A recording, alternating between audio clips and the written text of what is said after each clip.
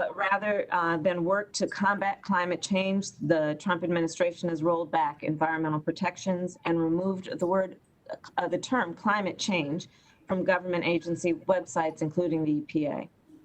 In 2007, in Massachusetts versus EPA, the Supreme Court decided by a 5-4 ruling that states could sue the EPA for its failure to combat climate change during the Bush administration.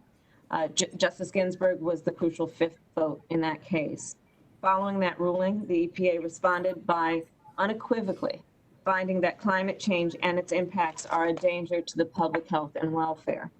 Justice Barrett, yesterday you said that, quote, you have read things about climate change, but you would not say you have firm views on it, unquote. In response to Senator Blumenthal today, you said, quote, you are not competent to opine on what causes global warming, and that you, quote, don't think your views on global warming or climate change are relevant to the work you do as a judge. I certainly do believe your views are relevant, and I'm very concerned about your statements. Since the Massachusetts v. EPA case, scientific consensus has grown even more and stronger that climate change is real, and it is caused by man-made greenhouse gas pollution, and it poses significant threats to human life. If a case that comes before you would require you to consider scientific evidence, my question is, will you defer to scientists and those with expertise in the relevant issues before rendering a judgment?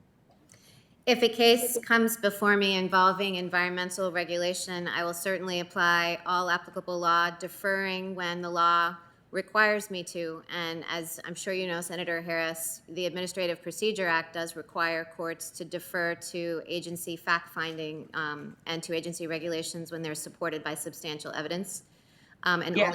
So yes, I would apply that law and defer when the law requires me to defer.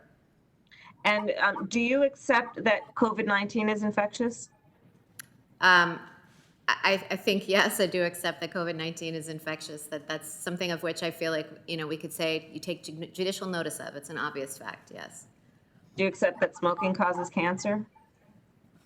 I'm not sure exactly where you're going with this, but, the notice that smoking causes... The question is what it is. You can answer it if you believe yes or no. Senator Harris, yes, every package of cigarettes warns that smoking causes cancer. And do you believe that climate change is happening and is threatening the air we breathe and the water we drink? Senator, again, I was wondering where you were going with that.